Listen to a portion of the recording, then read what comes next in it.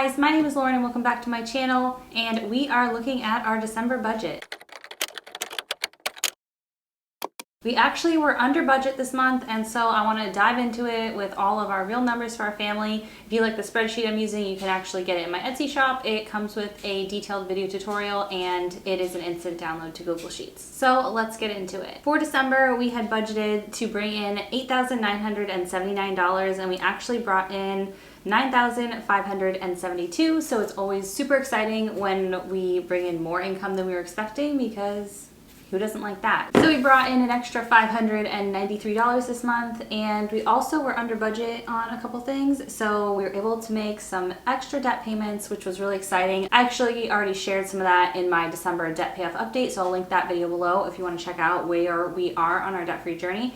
But yeah, we brought in an extra almost $600 this month. So next, for Pay Yourself First, which is investing, we are contributing to my Roth IRA and trying to max that out, well, or get close to maxing it out if we can, before the deadline in mid-April for the 2022 Roth IRA. We do have until tax day of this year to max it out, so we'll see how far we get. But we had budgeted $1,238, and we actually put $1,250. So that was an extra $12. I just rounded up because I knew we were going to be a little ahead this month, so I just made it an even number. And we were able to put $1,250 to my Roth IRA. So that's the biggest payment we were able to put to my Roth IRA in all of 2022, so it was nice to end the year strong with a big contribution. Next, for debt payments, so we've just got my husband's student loan left on our debt-free journey, and that has a minimum payment of $830, and then we budgeted an extra $20, but we were actually able to put an extra $640 towards this debt this month. So that was super exciting.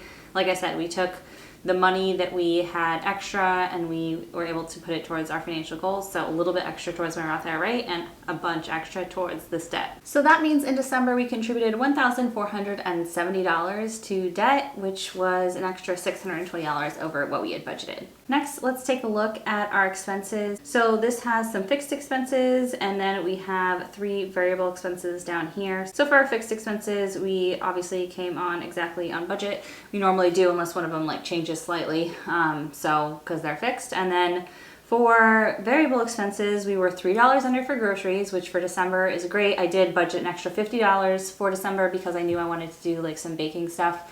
And so that was able to cover those things, and we came in slightly under budget. And then for gas, we were quite a bit under budget. I don't know exactly how that happened, but yeah, we only spent $137 on gas this month, so we were $63 under budget.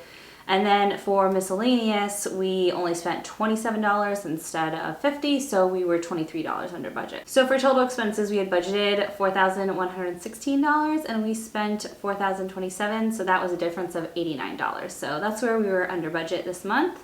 And then let's take a look at the sinking funds. So this is my favorite part of the budget, and yeah, let's just take a look. So for our emergency fund, we didn't contribute anything. We weren't planning on it. Vacation fund and medical, we didn't contribute anything. We did spend $646 in medical in December. So we do have a balance of $942 in that sinking fund.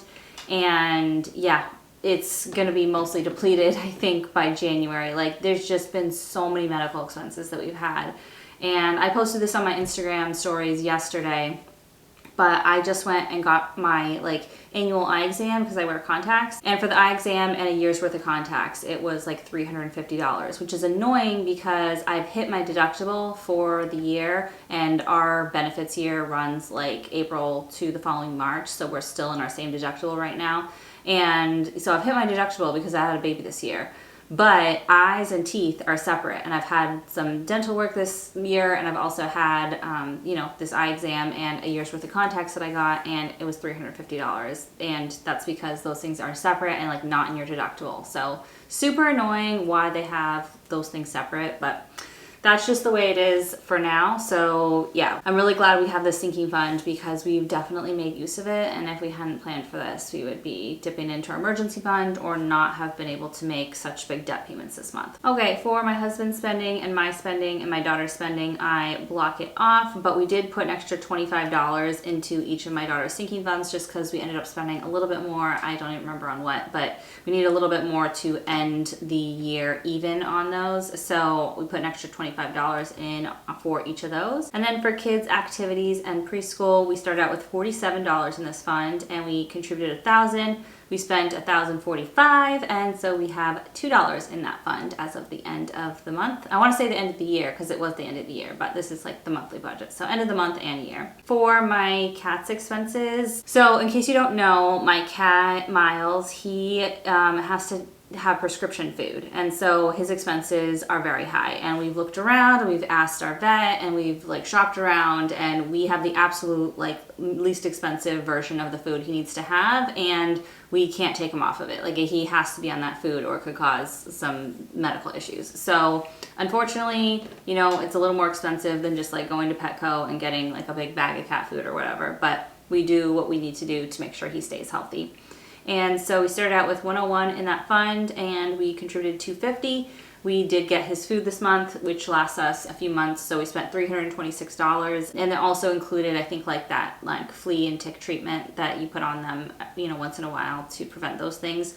And so we did end the month with $25 in that fund. Next, we've got gifts at 206. We contributed 100 and we spent 100, so we ended exactly the same with 206 there. For car maintenance, we started out with 306 and we contributed $75. We didn't spend anything, thankfully, and so we ended with $381 in that fund. For house maintenance, we started out with 151. We contributed 150. We did spend $232, so we ended with 69, which is good as long as we're ending positive in all these funds. Like, I'm happy. I'd really like to build up more in our house fund over time, but you know, we'll get there. So at least it's positive to end the year. That was my goal, to like end all our sinking funds positive. So utilities, we started out with 286. We did contribute 400 and we spent almost all of that, $371. So we ended with 315 in that fund. And then finally for Christmas/kids birthdays, we started out with $279, and obviously Christmas was in December. So we contributed $100 and then we spent all of it. We spent $379.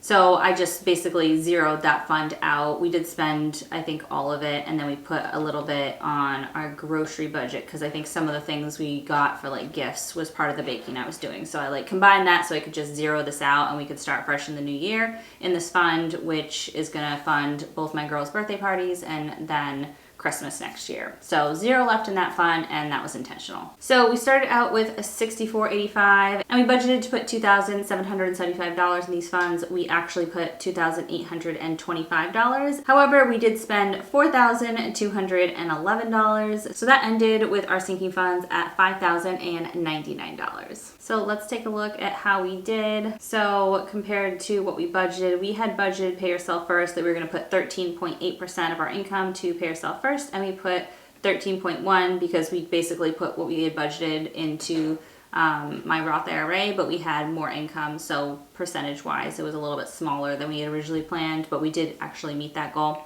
And then for debt, we only budgeted 9.5% of our income, and we were able to put 15.4% of our income to debt. So that was a big percentage that went to debt this month.